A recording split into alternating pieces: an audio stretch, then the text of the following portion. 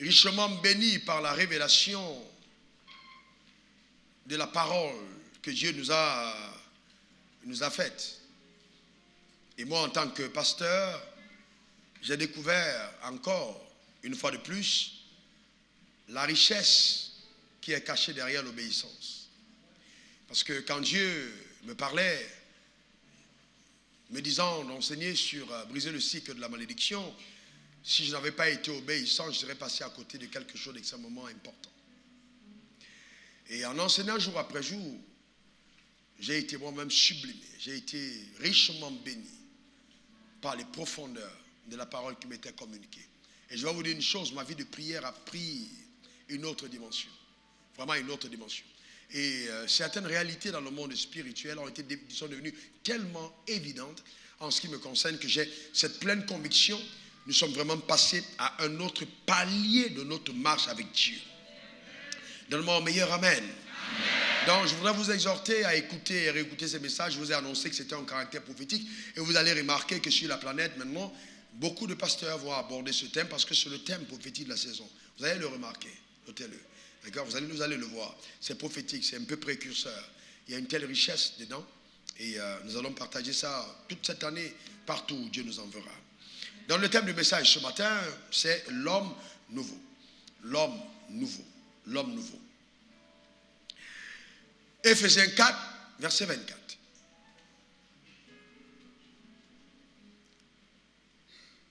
Et à revêtir l'homme nouveau, créé selon Dieu, dans une justice et une sainteté que produit la vérité. Revêtir l'homme nouveau, créé selon Dieu. Colossiens 3, versets 10 à 11. Ayant revêtu l'homme nouveau qui se renouvelle dans la connaissance selon l'image de celui qui l'a créé. Il n'y a ici ni grec, ni juif, ni circoncis, ni incirconcis, ni barbare, ni scythe, ni esclave, ni libre. Il est donc important de comprendre pour chacun d'entre nous ce qui se passe véritablement quand nous donnons notre vie au Seigneur, quand nous devenons enfants de Dieu. Le drame, c'est que beaucoup de personnes pensent que c'est simplement une signature pour adhérer à un nouveau mouvement ou alors être dans une nouvelle religion. C'est plus profond que ça. Plus profond. Ici, la Bible parle de revêtir l'homme nouveau. C'est pourquoi il est écrit dans 2 Corinthiens 5, versets 17 à 18, si quelqu'un est en Christ, si quelqu'un est en Christ, si quelqu'un est en Christ, il est une nouvelle créature. Une autre version parlera d'une nouvelle création. Les choses anciennes sont passées. Voici, toutes choses sont devenues nouvelles. Et le verset 18 dit, et tout cela vient de Dieu. Donc, cette chose nouvelle qui s'est accomplie dans sa vie vient de Dieu, qui a pris le soin de faire passer les choses anciennes. Oui, en devenant enfants de Dieu, nous devenons une nouvelle créature. En fait, Dieu a fait de nous un nouveau type d'homme, d'humain, de personnes vivant sur terre. Nous sommes devenus un homme nouveau. Mais il faut comprendre la profondeur de ce thème, sa signification spirituelle, quand on parle d'homme nouveau. Et c'est pourquoi vous voyez, quand Jésus a demandé à ses disciples de prendre sa chair et de manger, de prendre son sang et de boire, beaucoup n'avaient pas compris la signification. Et donc, dans l'étude que nous avions faite, nous avons clairement indiqué que l'âme de la chair est dans le sang. Donc la première fois que quelqu'un a accès à la table du Seigneur et prend le repas d'alliance, il est en train de confirmer par cet acte que Jésus, en mourant sur la croix, d'accord, et en restant entre les morts, a accompli une œuvre glorieuse pour lui. Et qu'en l'acceptant dans sa vie, il participe à cette œuvre qui a été accomplie à la croix pour sa destinée. Oui, quiconque reçoit Jésus dans sa vie est une nouvelle création. cette personne devient un homme nouveau. Un homme nouveau. C'est très important de le comprendre. Hélas, l'Église n'a pas compris l'enjeu de la nouvelle naissance. À la nouvelle naissance, vous voyez, la nouvelle naissance a demandé l'implication de Dieu le Père, Dieu le Fils et le Saint-Esprit. Le Père a neutralisé le monde. Jésus a neutralisé le diable. Et le Saint-Esprit est descendu pour neutraliser la chair. Et donc, quand on est de nouveau, on ne peut plus jamais être esclave de ces entités qui, dans le passé, nous ont neutralisés et humiliés. Ce ne sera pas ta portion. Au nom suprême de Jésus, donne-moi le meilleur des amens. Quelqu'un qui est né de nouveau, le monde ne peut rien lui refuser. Il a un droit légal d'accès aux propriétés du monde. Il a l'autorité sur la puissance du diable et il a la capacité de neutraliser les œuvres de la chair. C'est ça, justement, l'enjeu de la nouvelle naissance. Mais si la religion continue de te faire croire que oui, dans tous les cas, tu es toujours le même Yokoli, le même André, la même Bernadette, alors tu passeras à côté de la révélation spirituelle de ta nouvelle identité. Tu es devenu un homme nouveau. Mais qu'est-ce que c'est cet homme nouveau? Qui est-il? Comment agit-il? De quoi est-il capable? C'est ce qu'on va voir. C'est ce qu'on va voir. Vous savez, le drame, c'est que beaucoup d'entre nous, nous lisons la Bible comme si c'était un livre d'histoire. La parole de Dieu ne nous a pas été donnée pour qu'on puisse la lire, mais qu'au travers d'elle, nous puissions découvrir qui nous sommes. C'est un miroir qui nous révèle notre véritable identité. Je déclare sur ta vie que tu ne seras pas un simple lecteur, mais tu seras un acteur, au nom suprême de Jésus. Donne-moi le meilleur de tes amens. C'est la raison pour laquelle les actes des apôtres ne se terminent pas par amen. Parce qu'il y a encore des choses qui vont s'écrire. Et ça va s'écrire par toi. Tu laisseras des traces. Tu laisseras des empreintes. Tu feras un impact remarquable. Même mort, tu ne mourras pas. Quelqu'un me donne le meilleur des amens. Voyez-vous, 2 Pierre 1, verset 3 à 4. 2 Pierre 1, verset 3 à 4. Comme sa divine puissance nous a donné tout ce qui contribue à la vie et à la piété, au moyen de la connaissance de celui qui nous a appelés par sa propre gloire et par sa vertu, lesquels nous assurent de par les plus grandes et les plus précieuses promesses, afin que par elles, on peut lire ensemble, vous deveniez participants de la nature divine. Est-ce qu'on peut reprendre cet endroit? Vous devenez participants de la nature divine. Est-ce qu'on peut personnaliser cela? Je deviens participant de la nature divine. Alors, qu'est-ce que ça veut dire, être participant de la nature divine? Est-ce que ça veut dire que Dieu te donne le parfum qui est à lui? Non, ce n'est pas le parfum, ce n'est pas l'odeur de Dieu. Parce que souvent, quand on parle de dégager son odeur, certaines personnes pensent que Dieu nous a seulement donné un petit contact de ce qu'il est. Non, c'est plus profond que ça. Participant à la nature divine, c'est comme une portion de gâteau qui a été mise à part. Mais cette portion de gâteau a la même nature que le gâteau. C'est-à-dire, ce qui est de Dieu est en toi. Est-ce que quelqu'un comprend de quoi je parle? La vie de Dieu est en toi. Tu deviens participant de la nature divine. Que quelqu'un déclare, c'est mon partage. La nature divine est à moi. Alléluia. Donc tu n'es plus celui qui est né de ta mère ou de ton père. Cette personne est morte. Elle n'existe plus. La vie de ton père n'est plus en toi. Par la foi, cette vie a été terrassée et remplacée par la vie de Jésus. Mais beaucoup de personnes ont de la peine à y croire. Tu expérimentes dans cet état, après la nouvelle naissance, la divinité. Tu n'es plus la même personne. Regardez encore 2 Corinthiens 5, verset 17. Si quelqu'un est en Christ. Le problème, c'est qu'on a beaucoup de personnes qui sont à l'église, mais très peu de personnes qui sont en Christ. On a beaucoup de personnes qui sont chrétiens, mais très peu de personnes qui sont en Christ. Mais la Bible dit, si quelqu'un est en Christ. Quand quelqu'un a expérimenté la nouvelle naissance, vous n'avez pas besoin de poser 10 000 questions. Vous le remarquez. La personne change radicalement de l'intérieur. Et cette personne sait en elle-même que quelque chose s'est passé.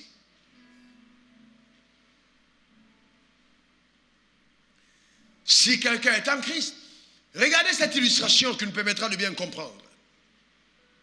Voyez-vous, vous avez là la métamorphose réelle qui s'opère, cette illustration d'une chenille qui après devient un papillon. Une illustration parfaite pour que nous puissions comprendre. Regardez, cette chenille, comment est-ce qu'elle est transformée, métamorphosée? Continuez s'il vous plaît, oui.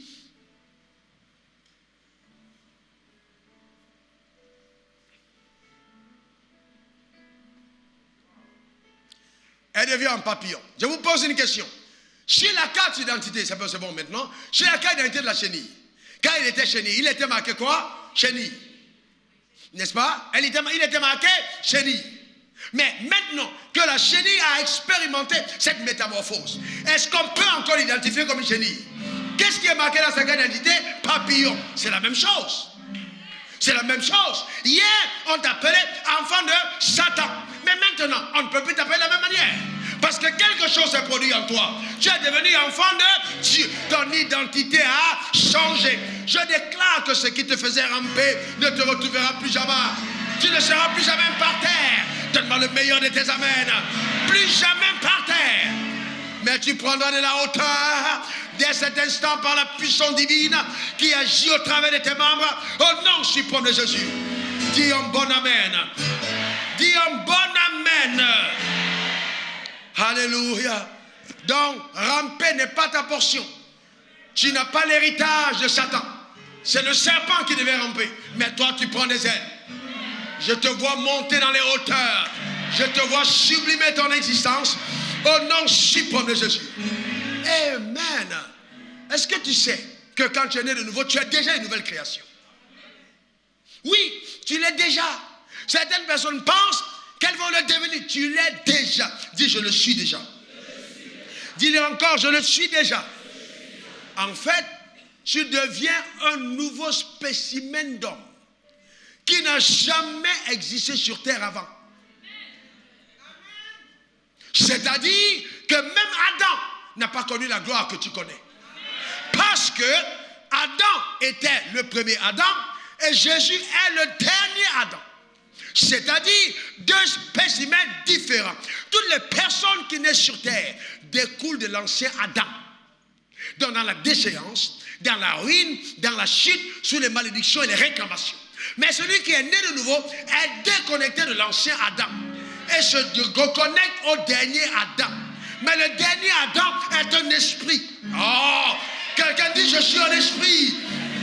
Déclare-le, je suis un esprit. Voyez-vous, c'est ça ta portion. Tu n'es plus de la même lignée. Tu appartiens à une nouvelle lignée. Tu es de la race de Dieu. Quelqu'un déclare, je suis de la race de Dieu. Alléluia.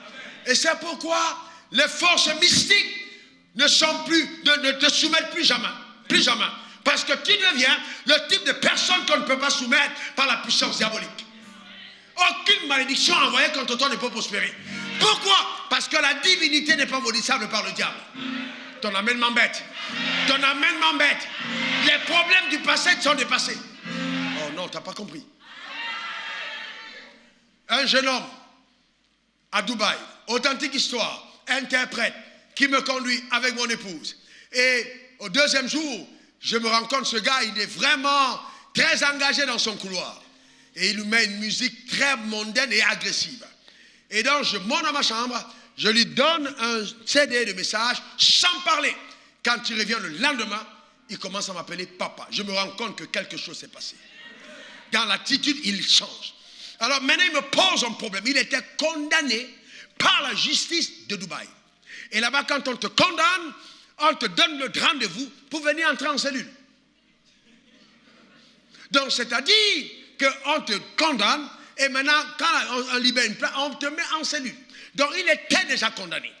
Il me pose son problème. Je profite de l'occasion pour lui annoncer le salut. J'ai dit, la seule chose qu'on peut faire, c'est de faire mourir celui qui a été condamné.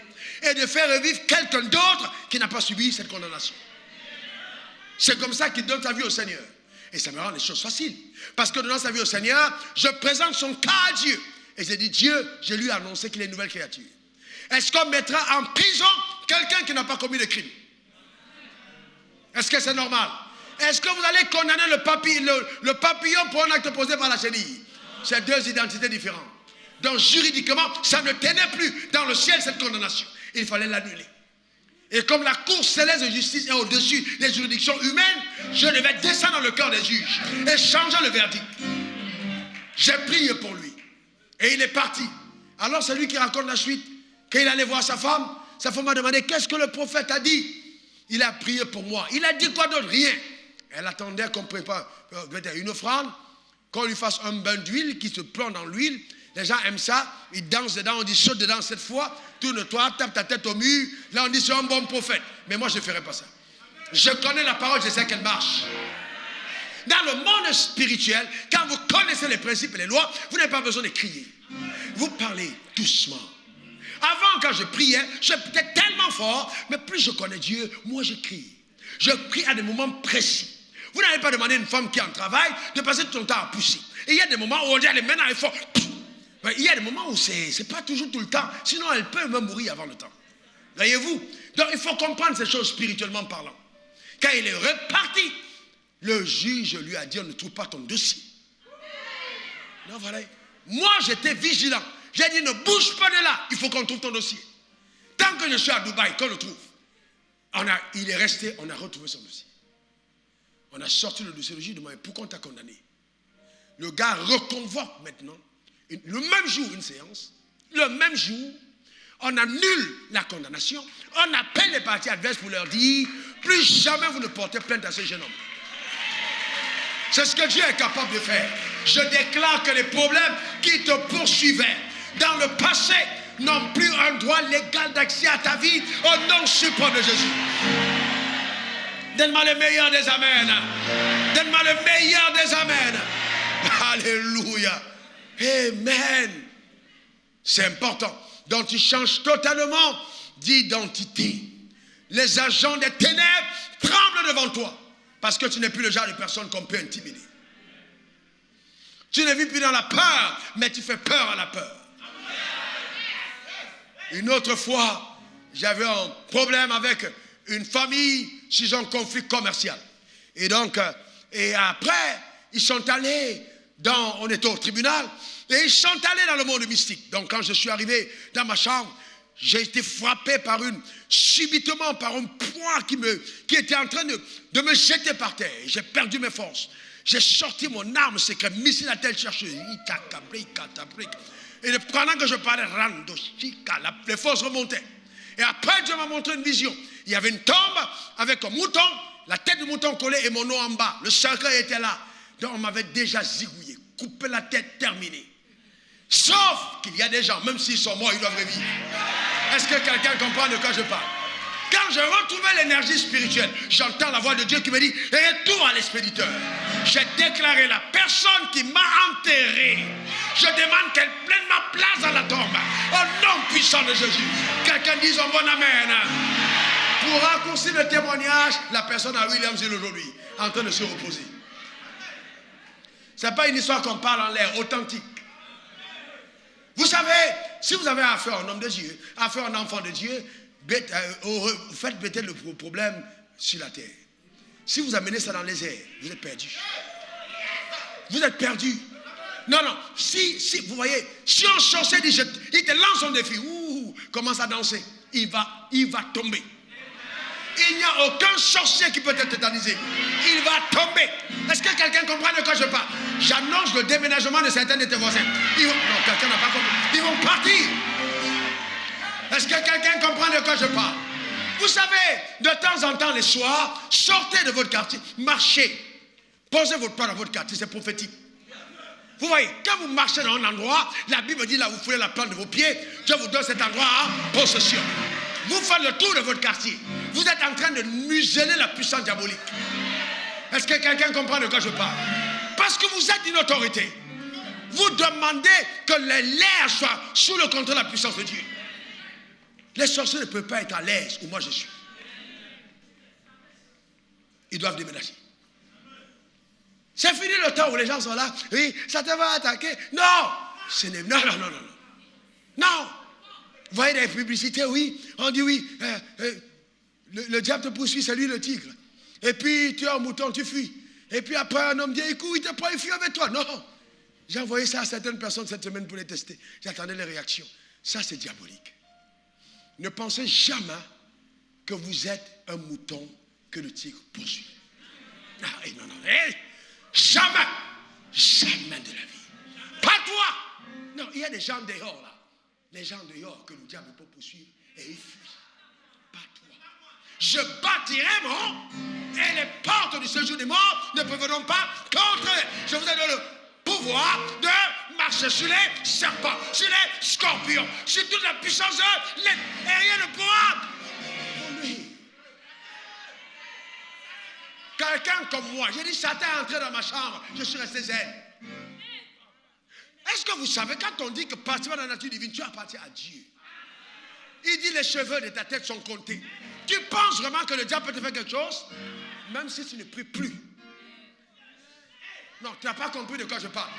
Même si tu as fait 5 ans sans prier, et aussi longtemps que tu n'as pas régné Jésus, Satan entre dans ta chambre, il ne peut pas te toucher. Arrêtez d'intimider les enfants. Non, il ne peut pas te toucher. Jamais. Sauf si la prière a fait que tu manques de prière et puis maintenant tu as régné Jésus. C'est autre chose. Vous êtes là avec vos enfants. Certains d'entre eux sont des dangereux éléments. Mais vous ne pouvez jamais permettre à votre voisine de gifler votre fille. Ce n'est que dans le royaume de Dieu, on pense que Satan a un droit légal pour faire n'importe quoi aux enfants de Dieu. Si vous, hommes, les gens ne font pas ça à vos enfants, ce n'est pas de mon Dieu qu'il s'agit.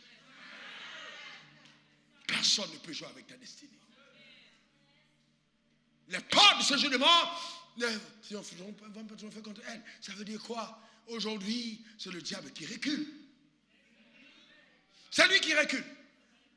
Est-ce que vous savez que quand vous sortez, vous marchez le matin, vous êtes là, vous vous baladez juste, quand vous dégagez, vous faites votre dégagement en sortant, il y a une lumière qui commence à jaillir. Et il y a une lumière, sérieusement, il y a une lumière qui jaillit. Les gens vous regardent et vous admirent, ils ne comprennent pas d'où ça vient. Il y a une huile sainte qui coule de vous. Les gens mystiques baissent la tête. Dieu vous déteste. Ils n'aiment pas. Tu vois une femme, elle te regarde, elle est jalouse de toi, tu ne comprends pas. Elle est sorcière. C'est une sorcière. Elle ne t'aime pas, elle n'aime pas te voir, elle n'aime pas ton affaire. Vous êtes dans le même bureau, tout le temps, elle est fâchée quand elle te voit. C'est un indicateur crédible de son appartenance au monde occulte. Et puis dans tous les cas, nous on ne cherche pas amis. Non. Il ne faut pas chercher des amis. Non, c'est pas une affaire. Non, on ne cherche pas les amis. Est-ce que vous comprenez? Ne forcez pas ce genre de porte. Celui qui ne t'aime pas, c'est son problème. Qu'il prenne les envols et qu'il cale en l'air. On saura qu'il est fort. Est-ce que quelqu'un comprend de quoi je parle? Est-ce que quelqu'un comprend de quoi je parle? Quelqu'un dit yes! Nous sommes des enfants de Dieu. Est-ce que quelqu'un est avec moi? Quelqu'un dit je bâtirai mon église. Dis encore je bâtirai mon église. Alléluia. Aucune barrière invisible. Aucune barrière. C'est-à-dire, on n'a qu'à dire que tous les gens de ta tribu ne réussissent pas. Toi, tu vas réussir. Il n'y a pas de limitation possible.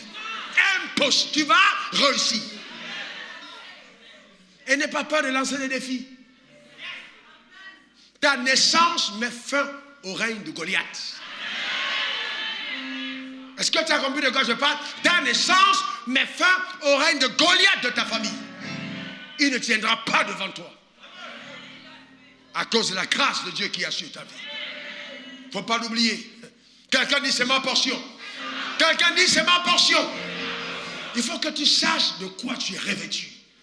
Arrêtez de vous sous-estimer. Vous regardez comme un pauvre Africain, comme un pauvre Bété, comme un pauvre Baolé. Ça n'a rien à voir. Non. Un pauvre blanc, ça n'a rien à voir. Pas du tout. Tu es devenu enfant de Dieu. L'identité la plus glorieuse de la terre. Donc, commence à te comporter comme un nouvel homme. Si tu étais en retard, apprends à venir à l'heure. Direct. Laisse tomber le vieil homme. Quelqu'un me donne le meilleur des amens. Il est anormal que tu sois malade. Parce que l'homme nouveau n'est pas malade. Ils ont découvert une autre maladie, je ne sais pas comment on l'appelle, mais ce n'est pas ta portion. Qui a le nom de cette maladie? Ce n'est pas ton partage. Une femme a son enfant qui est atteint de leucémie aux États-Unis. Elle vient ici, elle dit oui, vraiment, si Dieu est vraiment dans cet endroit, que cet enfant soit guéri, je viendrai apporter une sémence à l'église. Une semaine et demie plus tard, son enfant repart à l'hôpital et on refait le test. L'enfant, le leucémie, c'est-à-dire cancer dans le sang. Et le gars, il est totalement guéri. Il est à Dallas.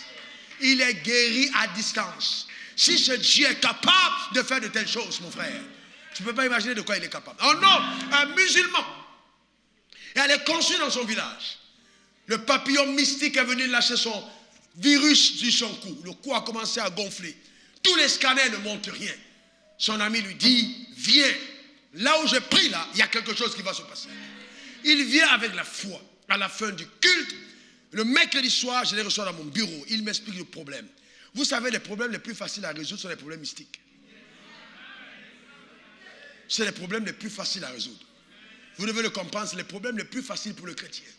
Ce qui est plus difficile pour le chrétien, pour résoudre à l'église, c'est le règlement de l'intelligence. Donc je préfère avoir affaire à un sorcier qu'à un chrétien têtu.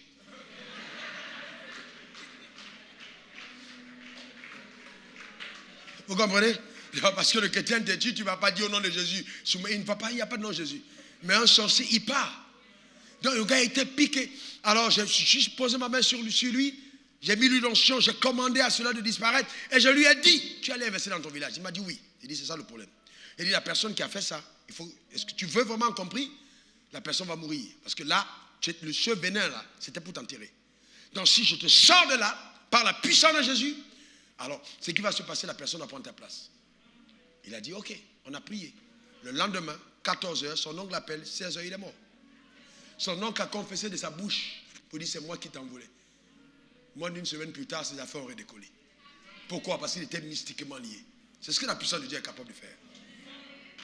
Tu comprends ce que je veux dire? C'est ce que la puissance... Il n'y a aucun fétiche qui marchera contre toi. Il est anormal que tu sois limité. Il est anormal que tu sois improductif. Il est anormal que tu sois stérile. Il est anormal quand on te jette en sort, ça marche. Il est anormal que les réclamations continuent d'avoir un impact sur ta vie. Je déclare que tu en es libéré. Au nom suprême de Jésus. Ton amen m'embête. Donne-moi un brillant amen. Dis à ton voisin, je suis un nouveau type d'homme. Dis, je suis un nouveau type d'homme. Dis-lui, je suis devenu la révélation de la perfection divine. Dis-le encore à l'autre voisin. Vous savez ce que ça veut dire, selon Ephésiens 2, verset 10? Dieu révèle par toi la perfection de ses œuvres. Alléluia. Amen. C'est ça ta portion. Il n'y a rien qui ait jamais été créé d'aussi beau que toi. Tu es une merveille divine chargée de son essence. C'est-à-dire de la nature de Dieu. C'est ce que tu es. La révélation physique du Dieu invisible. Alléluia. Regarde ton voisin. Dis-lui, je ne suis pas tout ce que tu vois. Dis encore à l'autre voisin, je ne suis pas tout ce que... Vous savez, et c'est ça le problème. Le problème, c'est que vous passez plus de temps devant votre miroir que devant votre Bible. Le miroir vous révèle la maison, la Bible vous révèle l'occupant. Donc, si vous mettez du temps à tresser des nattes qui peuvent prendre 3 jours pour finir comme celle d'Écho, ou des, vous voyez ce que je veux dire? Ou alors, c'est vous prenez, ça c'est entretien du corps, la maison. Vous comprenez, c'est la maison dans laquelle tu habites. Mais ce n'est pas l'occupant. L'occupant est intérieur. Mais vous voyez, les gens, ils sont devant le miroir, ils passent le temps à voir leur maison. Mais ce n'est pas la maison qui fait l'impact, c'est l'occupant qui fait l'impact. Maintenant, on a des maisons blanches, des maisons métisses, des maisons jaunes, des maisons en étage, en duplex, des maisons qui ont aussi des sous-sols. Amen. Il y a différents types de maisons. Mais l'occupant, c'est celui qui fait la différence. Celui qui vit en toi. Le nouvel homme créé à l'image de Dieu. Cette personne d'une sagesse et intelligence illimitée. C'est pourquoi, quand tu nais de nouveau, quelque chose d'incroyable se passe à l'intérieur de toi. Il y a une vie de Dieu, une lumière qui jaillit de l'intérieur. Cette personne-là fait des exploits remarquables. Oui, c'est ta portion. Écoute très bien, l'occupant et la maison, c'est deux choses différentes. Maintenant, tu veux savoir à qui tu ressembles? Le problème, c'est que tu as vu à quoi ressemble la maison. Mais tu sais à quoi ressemble l'occupant? Maintenant, je veux te parler de l'occupant. À qui il ressemble? L'homme nouveau ressemble à qui? Note-le, l'homme nouveau ressemble exactement à Jésus.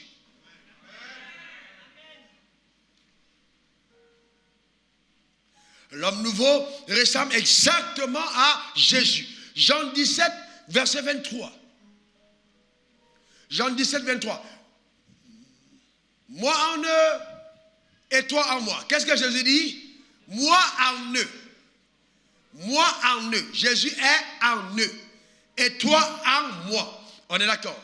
Maintenant, continuons. Afin qu'ils soient parfaitement un. Et que le monde connaisse que tu m'as envoyé et que tu les as aimés comme tu m'as aimé. On est d'accord là-dessus. L'un des pièges de la religion, c'est qu'on nous fait croire que Jésus, voilà, était Dieu, une personne extraordinaire, une personne sublime, et que personne ne peut être comme lui. Ça, c'est le plus grand piège. Quand vous tombez dedans, vous limitez vos performances. Dieu n'a jamais pensé ça. Jésus est le premier-né. Et il dit que tu les aimes comme tu m'as aimé. Maintenant, Dieu, quand il a aimé Jésus, il a fait entendre sa voix. Celui-ci est mon fils bien-aimé, en qui j'ai mis toute mon affection. Écoutez-le. Donc, si Dieu t'a aimé de la sorte, est-ce qu'il dira la même chose de toi? Est-ce que Dieu le dira de toi? Est-ce que tu sais que même l'or, l'argent, les animaux, les démons savent que Dieu t'aime? Parce que Dieu ne cache pas son amour. Il ne fait pas l'amour le dessous des tables. Il est ouvert. Il dit, celle-là est ma bien-aimée, en qui j'ai mis toute mon affection. Alléluia. Dis à ton voisin, heureusement que Dieu m'aime. Alléluia. Dis-le encore à quelqu'un d'autre. Regardez Romains 8, verset 29. Car ceux qu'il a connus d'avance, il les a aussi prédestinés. Prédestinés à quoi? À être semblables à l'image de son Fils. Donc Dieu nous a prédestinés à être semblables à l'image de son Fils. Quel Fils? Jésus. Afin que Jésus soit le premier-né entre plusieurs frères. C'est-à-dire que Jésus est le premier-né. Donc si Jésus est le premier-né, nous sommes donc les frères de Jésus. Et les frères se ressemblent. Dans une famille, les frères portent le même sang. C'est pourquoi Jésus est obligé de nous donner son sang afin que chaque frère porte le même sang que lui. Alléluia. Que quelqu'un dise, j'ai le sang de Dieu. Je fais des exploits remarquables. Alléluia. Amen. Et regardez ce que Jésus a dit, Jean 14, verset 12. Jean 14, 12. Il dit, celui qui croit en moi fera les œuvres que je fais. Qu'est-ce qu'il a dit? Non. Pourquoi il dit? Dites-le bien, fortement. Celui qui croit en moi. Le problème, c'est qu'il faut croire en lui d'abord. Et faire les œuvres qu'il fait. Et il en fera de plus grandes. Ce texte m'a souvent dérangé. Mais comment est-ce possible que quelqu'un fasse de plus grandes œuvres que Jésus? Il dit, parce que je m'en vais au Père. Donc Jésus n'a pas prévu être celui qui a la plus grande performance. Non, je reprends. Il n'a pas prévu avoir la plus grande performance. Il a préparé ses disciples à faire plus grand que lui. Ce matin, je suis en train de faire quelque chose que Jésus n'a jamais fait. Je parle et dans plus de 25 pays, 30, 40, 50 pays, les gens m'écoutent en même temps. Jésus n'a jamais pu faire ça.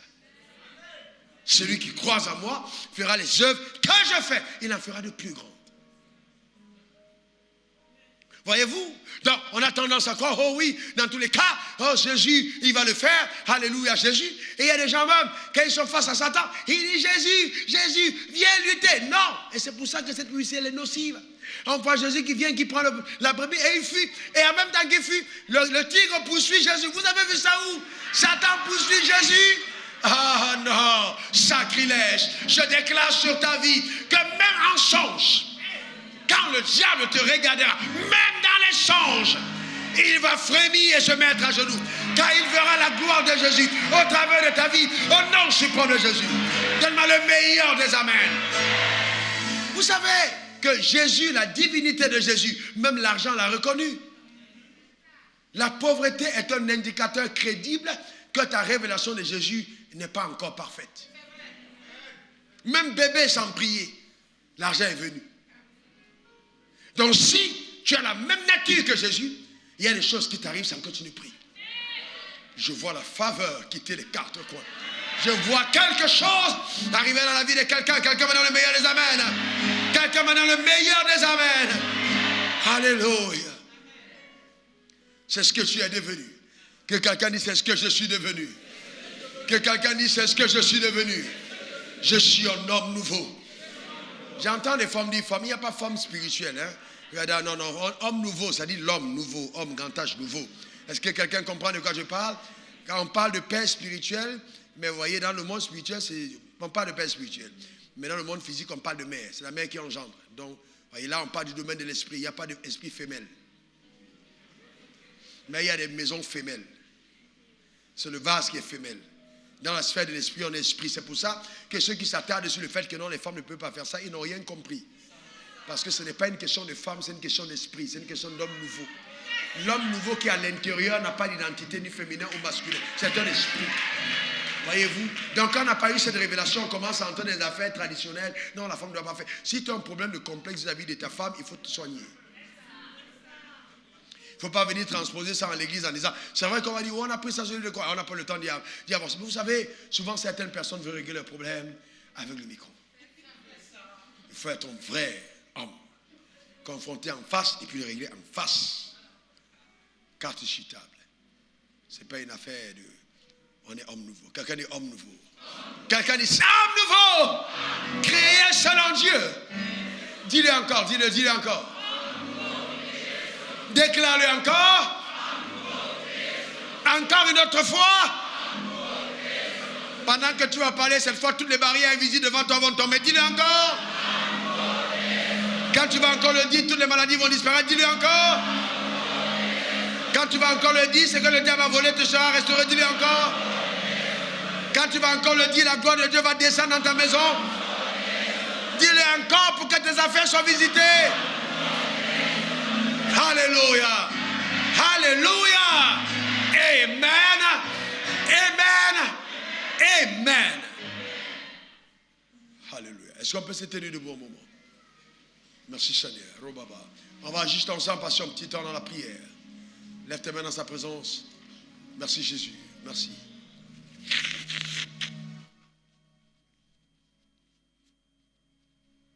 Allez-y. Merci Seigneur. Merci pour ta fidélité.